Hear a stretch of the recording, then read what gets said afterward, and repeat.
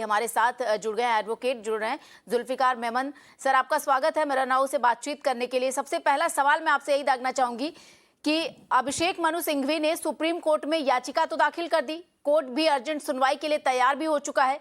अब आगे क्या हो सकता है, क्या क्या संभावनाएं निकलकर सामने आ सकती हैं? बहुत बहुत शुक्रिया। देखिए, before I start talking about supreme court में क्या होगा, ये कुछ कुछ बहुत इंपॉर्टेंट चीजें हैं जो बोलना बहुत जरूरी है कि पिछले कुछ दिनों में क्या क्या हुआ है। So let us understand that very clearly. Shinde साहब ने अपना एक रिबेल एमएलए का पूरा एक जुट बना के वो अलग हो गए, और जब वो अलग हो गए तो स्पीकर महोदय ने उनको एक शो कॉज नोटिस इशू की है। वो शो कॉज नोटिस डिस्क्वालिफिकेशन के बेसिस पे इशू की है, उनसे जवाब मांगा है उस शो कॉज नोटिस पे। डिस्क्वालिफिकेशन कंफर्म नहीं किया है कि वेदर वो डिस्क्वालीफाई हुए हैं कि नहीं, वो तो अभी डिसाइड होगा बाद में जब उनका रिप्लाई आएगा।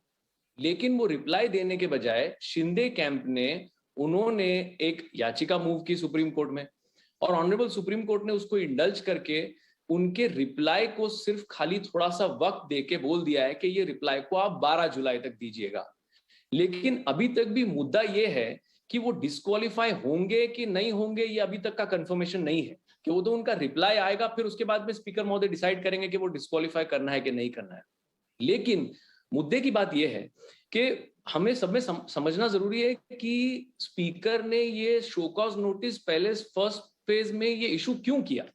ये इसके लिए इशू किया था कि उनको डर था या उनको ये फीलिंग थी कि अभी at this point of time जब शिंदे साहब ने अपने एमएलए को लेके अलग गए हैं तो वो जरूर एक फ्लोर टेस्ट कॉल करेंगे और वो एमवीए को टॉपल करेंगे, और इसी पर्पस को डिले करने के लिए या इसी पर्पस को टेस्ट करने के लिए उन्होंने वो डिस्क्वालिफिकेशन का शो कॉज नोटिस इशू किया। मेन मुद्दा है फ्लोर टेस्ट, और उस चीज को अवॉइड करने के लिए किया गया था। अब जाके सुप्रीम कोर्ट ने इस डिस्क्वालिफिकेशन के प्रोसेस को होल्ड करके 12 तारीख तक का टाइम दिया है।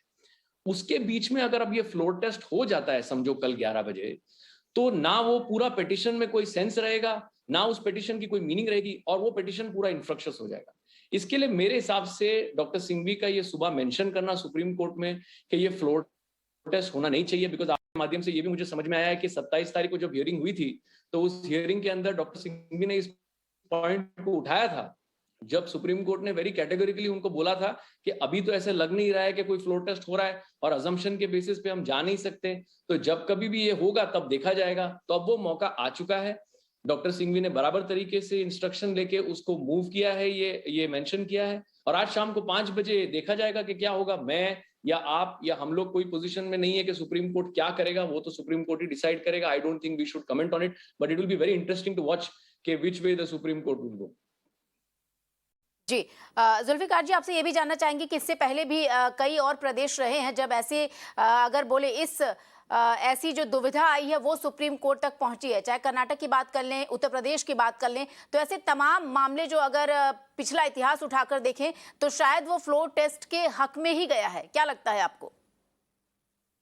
बिल्कुल वो फ्लोर टेस्ट के हक में गया है, इसी के लिए ये बहुत इंपॉर्टेंट होगा। लेकिन यहां पर जरा मुद्दा थोड़ा डिफरेंट है, बिकॉज देखिए ये disqualification process already supreme court ने उसको एंटरटेन किया है, और वो एंटरटेन जब सुप्रीम कोर्ट ने उसको किया है, जब उस चीज के अंदर सारे जितने भी इंटरेस्टेड पार्टी है सबसे रिप्लाई मांगी है, तो वो रिप्लाई फिर का क्या होगा। अगर समझो कल फ्लोर टेस्ट हो गई और कल फ्लोर टेस्ट में महाविकास आघाड़ी टॉपल हो जाती है, और अगर वो मेजोरिटी नहीं प्रूव कर सकते फॉर एनी रीजन, तो फिर उस पिटीशन का क्या होगा। तो ये चीज तो सुप्रीम कोर्ट ने खुद ने भी डिसाइड करना पड़ेगा कि उसका क्या होगा। तो I think it's a very important point that we will see at 5 o'clock।